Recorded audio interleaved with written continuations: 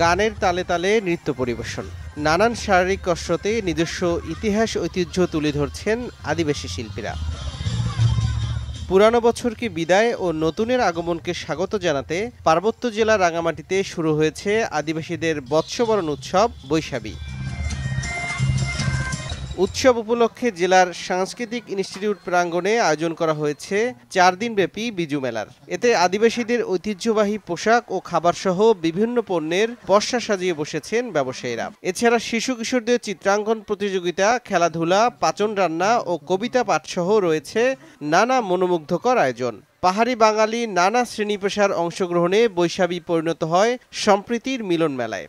সবাই সুখ শান্তিতে থাকবে, সম্প্রীতিতে বসবাস করবে, সবাই একটা ভালো দিনের প্রত্যাশা নিয়ে কিন্তু বিজয়টা শুরু করে। নতুন ধান দিয়ে পিঠে পুলি পায়েস তৈরি করে থাকে এবং যত প্রকারের সবজি থাকে সবজি দিয়ে একটি মজাদার রান্না করে, যেটি পাঁচুর নামে বিখ্যাত।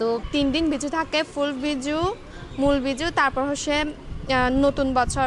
স্থানীয় প্রশাসনের ঊর্ধ্বতন কর্মকর্তাদের নিয়ে মঙ্গলবার বিকেলে উৎসবের উদ্বোধন করেন সংসদ সদস্য দীপঙ্কর তালুকদার।